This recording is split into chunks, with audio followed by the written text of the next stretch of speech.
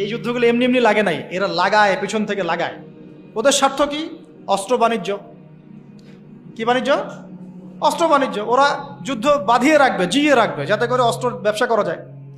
অনেক সময় মুসলমান দুই দেশের মধ্যে যুদ্ধ লাগায় দেয়, দিয়ে অস্ত্রের বাণিজ্য করে। অচিরেই তারা পুরো বিশ্বে একটা বড় যুদ্ধ বাঁধিয়েই ছাড়বে, দেখেন ইনশাল্লাহ। অচিরেই তারা পুরো বিশ্বে একটা বড় যুদ্ধ না বাঁধানো পর্যন্ত থামবে না। এই বিশ্বটাকে ছোট করার দুইটা পদ্ধতি তারা বের করেছে।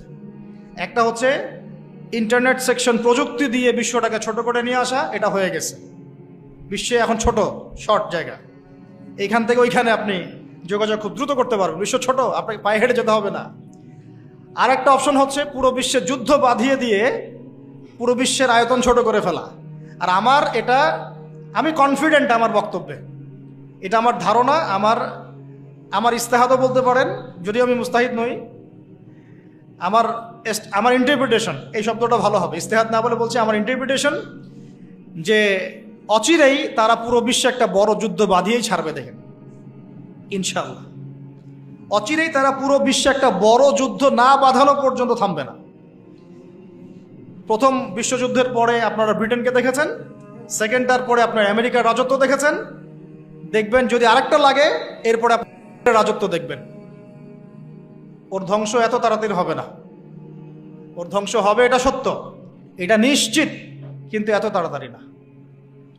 সে রুলিং স্টেট হবে এবং দাজ্জালকে নিয়ে সে পুরো বিশ্বটা শাসনও করবে। কতদিন? নবীজি বলেছেন 40 দিন। কতদিন?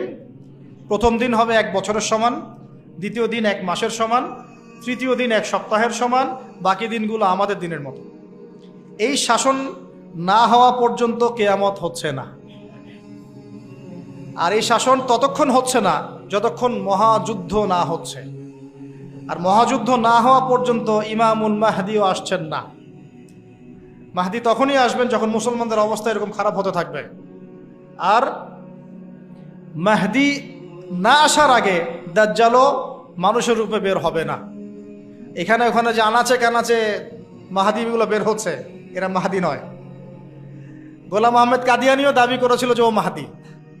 ও প্রথমে বলেছিল যে আমি মাহাদি, তারপর বলেছে আমি হচ্ছি ঈসা, তারপরে বলেছে মাহাদি ঈসা একই, আমি দুইটাই। তারপরে বলেছে আল্লাহর নবী, তিনিও নবী সাল্লাল্লাহু আলাইহি ওয়াসাল্লাম, আমিও নবী, নাউজুবিল্লাহ। তো ও দাবি করেছিল। আর আমরা জানি মাহাদি কথা বলবে আরবি ভাষায়, তিনি ফাতিমা রাদিয়াল্লাহু আনহার বংশধর থেকে হবেন। আর এই মাহাদি কথা বলতো পাঞ্জাবি ভাষায়, পাঞ্জাবি মায়ের সন্তান ছিল। তো এগুলো মাহদি নয়। মাহদি আসছেন না যতক্ষণ পর্যন্ত আপনি একটা বিশাল মালহামা না দেখছেন। আর আমার ধারণা, ইন্টারপ্রিটেশন, বা শুধু আমার ধারণা না, অনেকেই ওয়ার্ল্ডের অ্যানালাইসিস যারা করে তারা বলে যে হয়তো বা এই ইস্যুগুলো, ইউক্রেন রাশিয়া হোক, সিরিয়া ইস্যু হোক, ইয়েমেন ইস্যু হোক, গাজা ইস্যু হোক, আস্তে আস্তে একটা বড় যুদ্ধের দিকে এরা বিশ্বকে নিয়ে যাবে। এই যুদ্ধগুলো এমনি এমনি লাগে নাই, এরা লাগায়, পেছন থেকে লাগায়। ওদের স্বার্থ কি? অস্ত্র বাণিজ্য। কি বাণিজ্য? অস্ত্র বাণিজ্য। ওরা যুদ্ধ বাঁধিয়ে রাখবে, জিয়ে রাখবে, যাতে করে অস্ত্র ব্যবসা করা যায়। অনেক সময় মুসলমান দুই দেশের মধ্যে যুদ্ধ লাগায় দেয়, দিয়ে অস্ত্রের বাণিজ্য করে। এগুলো কি মিথ্যা কথা বলছি না সত্য কথা বলছি? সরাসরি বলছি ভাই, কিছু করার নাই। এখন সরাসরি না বললে তো দেরি হয়ে যাবে, এখন জানা উচিত আপনাদের বিষয়গুলো। তো আমাদের ইন্টারপ্রিটেশন যে এটা হয়তোবা চলে আসতে পারে, চলে আসলে পরে বিশ্বের অবস্থা কি হবে সেটা ভাবতে হবে আমাদের। করোনা ভাইরাসে বিশ্বের যে অবস্থা হয়েছে, আর আমি বলে দিই, করোনা ভাইরাস কোনো মহামারী ছিল না, এটা কোনো মহামারী না। এরকম হয় না মহামারী। মহামারী মানে একটা এলাকার র্যাপিডলি মরে ধুয়ে সাফ হয়ে যাবে, এটাকে বলা হয় মহামারী। আপনার জ্বর হয়, আমার হয় না, আপনি মরেন, আমি মরি না, আপনার বেশি ইফেক্ট হয়, আমার হয় না, এমন মহামারী, সার্কাস মহামারী হয় না। এগুলো কোনো প্যান্ডামিক না, ওগুলো বুঝায় মানুষকে। কি সেটা চায়না ভালো জানে, কি সেটা আমেরিকা ভালো জানে, আসলে এটা কি সেটা ইসরায়েল ভালো জানে। আর আমাদেরকে মিডিয়া দিয়ে যা গেলানো হয়েছে সেটা আমরা জানি। কারা কারা টিকা নিয়েছিলেন? সবাই তো টিকা নিয়েছেন মনে হয়। আচ্ছা, মাশাআল্লাহ, অনেক, ইনশাল্লাহ বহুত ফায়দা হবে। ঠিক আছে, ইনশাল্লাহ বহুত ফায়দা হবে। আচ্ছা, তারপরে আসেন, শেষ করে দেই ভাই, পরে আমরা কিছু কোশ্চেন অ্যান্সার নিবনি।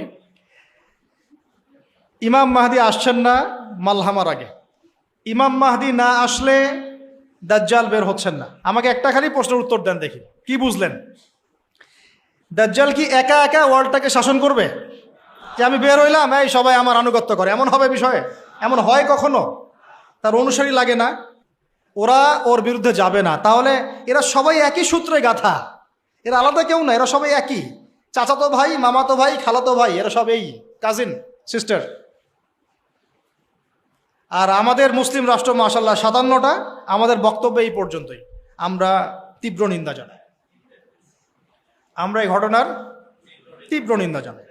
ব্যাস, দ্যাটস অল। এর চেয়ে বেশি কিছু বলারও নাই। আমরা হাসছি, বাট আমাদের কাঁদা উচিত। মুসলিম রাষ্ট্রগুলোর মধ্যে পারমাণবিক বোমা নাই? নাই? আরব রাষ্ট্রগুলোকে অস্ত্র শূন্য করে দেওয়া হয়েছে, নিজেরা অস্ত্র প্রডিউস করতে পারে না। এরা তেল দেয়, তেল দিয়ে কিছু ডলার পায়, ওই ডলার দিয়ে আবার ওর কাছেই অস্ত্র কিনে। আপনারা একটু বোঝার চেষ্টা করেন। যখন আমরা এগুলো পড়ছিলাম ইউনিভার্সিটিতে, তখন এগুলো বুঝতাম না। ইউনিভার্সিটিতে আমরা এগুলো ঝরঝরা করে মুখস্থ করেছি, বিশ্বাস করেন। এই যে ওদের অ্যালায়েন্স, পলিটিক্যাল অ্যাফেয়ার্স, এইটা ওইটা, এগুলো মুখস্থ আমাদের, কোনটা কোন সাল কি ছিল, এখনই বরং ভুলে গেছে। কিন্তু ইসলামের সাথে যখন এটা মেলানো শুরু করলাম, তখন দেখলাম যে বাপরে বাপ, গভীরে তো অনেক কথা আছে, এর শেকড় তো অনেক গভীর। মানে বিষয়টা বোঝেন যে আমি তেল বিক্রি করব শুধুমাত্র ডলারে, অন্য কোনো কারেন্সিতে না। মানে ধরেন যে এই ব্রিফকেস ভর্তি টাকা আছে, কি আছে ভাই? এটাতে ধরেন যে 1 কোটি টাকা আছে, আর আমি গেলাম আবুধাবিতে। কোথায়? আবুধাবি। তো গিয়ে বললাম যে শেখ, এই যেখানে এই ব্রিফকেসে 1 কোটি টাকা আছে, নট ডলার, টাকা, আমাকে 5 লিটার তেল দেওয়া যায়? জীবনে আমাকে তেল দিবে না। এই বক্সটা আমি নিয়ে গেলাম টাকার জায়গায় ডলার দিয়ে, শেখ আমার কাছে ডলার আছে 1 ব্রিফকেস, আমাকে কি এখন তেল দেওয়া যায়? অবশ্যই। কুল্লু খালাস, আসেন। অবশ্যই, ইয়া হাবিবি কুল্লু খালাস, আসেন তেল নিয়ে যান। হাবিবি বলবে তখন, আসেন তেল নিয়ে যান। এই যে শুধুমাত্র ডলার দিয়ে তেল কেনা বেচা করার চুক্তি, এর নাম হলো পেট্রো ডলার মনিটরি সিস্টেম। আপনি ডলার ছাড়া অন্য কোনো কিছুতে তেল কিনতে পারবেন না। গাদ্দাফি চেষ্টা করেছিল, মেরে দেয়া হয়েছে, ঠিক আছে? তারপরে আরো অনেক কান্ট্রি, সাদ্দাম হোসেন ট্রাই করার চেষ্টা করেছিল, মেরে দেওয়া হয়েছে। এই চায়না, রাশিয়া এখন চেষ্টা করছে যে আমরা অন্য কারেন্সিতে তেল কেনাবেচা করব। ইরান মাঝখানে চেষ্টা করেছে আমরা সোনাতে তেল কেনাবেচা করবো, সোনা দিয়ে। ওই জন্য দেখেন ইরানের সাথে অলওয়েজ লেগে আছে, অলওয়েজ একটা ফিকশন লেগে আছে। এখন কথা হচ্ছে এই যে কেনাবেচাটা জায়েজ না জায়েজ বলেন দেখি? এটাও ভাইদের কাছে ফতোয়া নিয়েন। এতে করে কি হলো? ডলার হয়ে গেল সুপিরিয়র কারেন্সি, ও আধিপত্য বেড়ে গেল, আধিপত্য বেড়ে গেল। যদি আমরা টাকা দিয়ে তেল কেনাবেচা করতে পারতাম, তখন আমার টাকার মান থাকতো বেশি, ওদের মান থাকতো কম। তখন ডলারকে কেন্দ্র করে সব টাকা পয়সার মান নির্ধারণ করা শুরু হলো। কথা বুঝতে পারছেন? এই চুক্তিটা করেছে আরবরা। কারা করেছে? আরবের গলফ কান্ট্রিরা। এর পিছনে একটা ঘটনা আছে। বাদশাহ ফয়সাল রাহিমাহুল্লাহ তিনি তেল বয়কট করেছিলেন, তারপরেই হেনরি কিসিঞ্জার এসে এই চুক্তি করেছিল। এটা অনেক আগের কথা, এটা চতুর্থ যুদ্ধের কথা, 1973 সালের দিকের কথা। এখন এই তেলের উপর নিয়ন্ত্রণ তারা নিয়ে নিল ডলার দিয়ে। যেটা বলতে চাচ্ছি শুনুন, বুঝেন। আমি ডলার দিলাম আপনাকে। আপনার নাম কি ভাই? আপনার নাম কি? হ্যাঁ হ্যাঁ, সাকিব। সাকিব আল হাসান ভাইকে আপনি খেলা বাদ দিয়ে এখানে কি করছেন? আচ্ছা, সাকিব ভাইকে আমি ডলার দিলাম এক ব্রিফকেস, এবং তিনি তেলের মালিক মনে করেন। এখন ভাই আমাকে তেল দিলেন, তা আমি তেল মাশাআল্লাহ আমার দেশে নিয়ে গিয়ে বাংকার আছে, বাংকার, ওই বাংকারের নিচে তেল ঢুকে রিজার্ভ করে রেখে দিলাম, যাতে ভবিষ্যতে এটা কাজে লাগে। কারণ তেল ছাড়া তো বিশ্ব অচল। আপনি তেল ছাড়া এই বিশ্বে কিচ্ছু চালাতে পারবেন না। পারবেন? কিচ্ছু চালাতে পারবেন না, পুরোই অচল। তো এখন ভাই তো আবার অস্ত্র শস্ত্র তার কাছে নাই, সে আমার সাথে বন্ধুত্ব করেছে। এখন আমি তাকে বুঝাচ্ছি যে আপনার তো নিরাপত্তার জন্য অস্ত্র দরকার, আপনার আশপাশে অনেক শত্রু আছে, আপনার শত্রুরা তো অভাব নাই, তাহলে অস্ত্র কিনতে হবে না আপনার? ও বলছে হ্যাঁ কিনতে হবে। তো তাহলে অস্ত্র তো আপনি বানাতে পারেন না, সেই প্রযুক্তি আপনার নাই। আমার দেশে অনেক অস্ত্র আছে, এগুলো আপনাকে দেই, আপনি ডলার দিয়ে এগুলো কিনে নেন। প্রথমে যে ডলারটা আমি ওকে দিয়ে তেল নিয়েছি, ওই ডলারটা আমি আবার ওর কাছ থেকে নিয়ে আমার অস্ত্র দিলাম ওকে। লাভ কার? বুঝেন নাই মনে হয়। প্রথমে আমি দিয়েছি ওকে ডলার, সাকিবকে, সাকিব দিয়েছে আমাকে তেল, সেই তেল নিয়ে আমি আমার দেশে রিজার্ভ করেছি, তেল তো আমার থাকলোই। আর আমার ডলার হলো কারেন্সি, সুপিরিয়র কারেন্সি, যা দিয়ে অন্য কারেন্সির মান নির্ধারণ করা হয়। এবার ওকে বুঝালাম তোমার অস্ত্র নাই, তো ও বলছে তো আমার তো প্রযুক্তি নাই, তাহলে আমাকে আপনি কিছু অস্ত্র বিক্রি করেন আমার কাছে। তা আমি কিছু অস্ত্র, আমার তো অস্ত্রের অভাব নাই, আমি যত ইচ্ছা এগুলো বানাতে পারি, যেটা বানাচ্ছি ওর চেয়ে অত্যাধুনিকটা আমার কাছে আছে। ওকে এমন কিছু দিব না যেটা দিল ও আবার আমাকে আক্রমণ করতে পারে, ওকে এমন অস্ত্রই দিব যেটা আমার প্রতিহত করার ক্ষমতা আছে। অথবা ব্যালিস্টিক মিসাইল ওকে দিব না, ওকে অন্য কিছু দিব। তা আমি এখন ওকে অস্ত্র কিছু দিলাম, ওই যে ডলারটা প্রথমে দিয়েছি ওইটা আবার সে আমাকে দিয়ে দিল। কিছু কি বুঝলেন? এইটাই চলতেছে আরবের মধ্যে। অথচ এই সার্কাসটা কিম জং উন অনেক বেশি বুঝেছে আগে। ও বলছে তোদের সাথে চলি না, আমি চায়নার সাথে চলবো, রাশিয়ার সাথে চলবো, এই যে অস্ত্র বানাবো। দেখেন নাই কয়দিন আগে গোলগাপ্পু একটা মানুষ আসে আর বলে যে এই যে মিসাইল চালাচ্ছে, দেখেন নাই? ও ভালো কাজ করছে তাও, মাশাআল্লাহ। হ্যাঁ, আমি সে মুসলিম না, কিন্তু বলছি যে ওই সেন্সে সে ভালো কাজ করছে। এই নিয়ন্ত্রণটা ওরা দখল, জায়নিস্টরা নিয়ে নিয়েছে, জায়গার, ভৌগোলিকত্বের, মিডিয়ার, প্রযুক্তির, অস্ত্রশস্ত্র, তেলের, সব কিছুর। এখন আমাকে বলেন, তাহলে দাজ্জাল এখনো বের হয় নাই কিন্তু তার অনুসারীদের আজকে এই অবস্থা, তাহলে আসলে কি সময় খুব বেশি বাকি আছে না কম আছে? আস্তে আস্তে বিশ্ব এদিকে যাচ্ছে। তবে সুসংবাদ, আমাদের জন্য সুসংবাদ হচ্ছে এই সময়টা আস্তে আস্তে আস্তে অনেক মুসলমান শাহাদাত বরণ করবে ইনশাআল্লাহ, এবং তারা জান্নাতে শহীদ হয়ে পাখি হয়ে যাবে ইনশাআল্লাহ। ওটাই তো চূড়ান্ত সাফল্য, তাই না? আমাদের মায়েরা বোনেরা মরেন নাই, তারা এখনো জীবিত জান্নাতে আছে, এবং তারা এই দুনিয়াতে আরো বারবার ফিরে আসতে চাচ্ছেন এখন, আল্লাহ আমাদেরকে আরো একবার ফিরিয়ে দিন, আবার শহীদ হয়ে আপনার কাছে আসবে। ওরা এই দাবি করছে আল্লাহর কাছে। আমাদের বোনরা মরে নাই, আমাদের ভাইরাও মরে নাই, আমাদের বাচ্চারাও মরে নাই, কারণ এই জীবনটাই চূড়ান্ত জীবন না। তার মানে এই না যে আমরা ওদের এগুলো মেনে নিব। আর আমরা এই হাদিস খুব ভালো করেই জানি যে খোরাসান থেকে ব্ল্যাক ফ্ল্যাগস যাবে, এমন একটা জৈশ যাবে, ফালা নি'মাল জৈশু জৈশুহা, না ফালা নি'মাল আমিরু আমিরুহা ওয়ালা নি'মাল জৈশু যালিকাল জৈশ।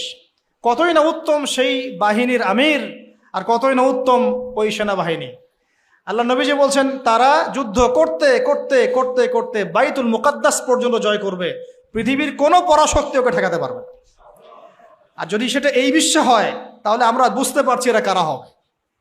যদি সেটা এখন হয়ে যায় আগামী 10-20 বছরের মধ্যে, আল্লাহ ভালো জানেন, আমরা জানি না, 100 বছর পরেও হতে পারে, তাহলে আমরা বুঝতে পারছি তারা কারা হতে পারে।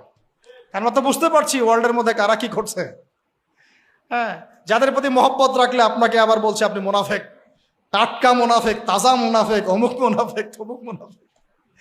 আল্লাহ সুবহানাহু ওয়া তাআলা এদের ভাগ্যে হেদায়েত থাকলে হেদায়েত দান করুন, না থাকলে আল্লাহ পাক এই কলঙ্ক, এই উম্মাহকে এগুলো থেকে কলঙ্ক মুক্ত করুন। আমিন। শেষ করি। এখন সুসংবাদ কি? সুসংবাদ হচ্ছে, এটা তো সুসংবাদ গেলই, আর আল্লাহ রাব্বুল আলামিন এই মিথ্যা মাসিহকে মেরে ফেলার জন্যে আসমান থেকে সত্য মাসিহকে আবার পাঠাচ্ছেন ইনশাআল্লাহ। এবং তিনি ইমামুল মাহদী আসার আগে আসছেন না, আসার পরে আসবেন। আসার আগে না পরে? আসার পরে। তিনি নবী হিসেবে নন, শাসক হিসেবে, একজন ন্যায়পরায়ণ শাসক হিসেবে। তারপরে তিনি বলছেন, নবী সাল্লাল্লাহু আলাইহি ওয়াসাল্লাম বলছেন, তিনি নামবেন 2 ফেরেশতার পাখায় ভর দিয়ে, চুলগুলো ভেজা থাকবে, ভেজা, টপ টপ করে পানি পড়তে থাকবে চুল দিয়ে, মনে হবে যেন মুক্তা ঝরছে। সিরিয়ার দামেস্কের যে মিনার মসজিদের সেখানে নামবেন, তখন মেসাকার যুদ্ধ চলতে থাকবে শাম অঞ্চলে। শাম অঞ্চল মানে প্যালেস্টাইন, সিরিয়া, লেবানন, জর্ডান, এই সব জায়গায়, এগুলো শাম। শাম মানে শুধু সিরিয়া নয়, শাম মানে পুরো এইটাই।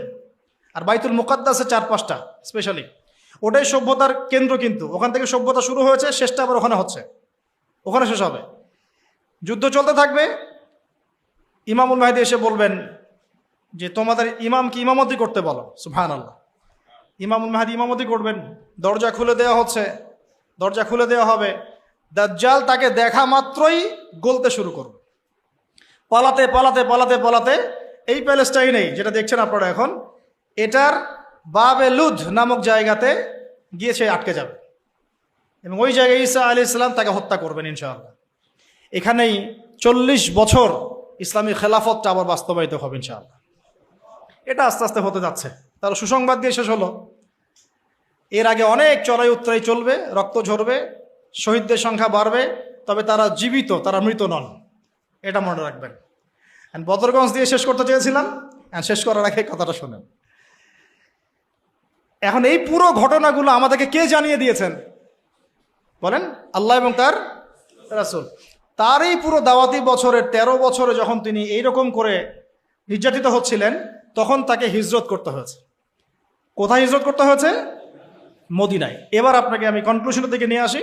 সর্বশেষ আমাদের নবী সাল্লাল্লাহু আলাইহি ওয়াসাল্লাম ইন্তেকাল করার আগে, জাস্ট ইন্তেকালের কয়েকদিন আগে নবীজি বলে যাচ্ছেন শেষ কথাগুলো, তোমরা শোনো হে আমার উম্মত, আমার কবরকে উপাসনার জায়গা বানাবে না, রাষ্ট্রদূতদেরকে সম্মান করবে, সলাতের ব্যাপারে যত্নবান থাকবে, তোমাদের অধীনস্থদের ব্যাপারে যত্নবান থাকবে,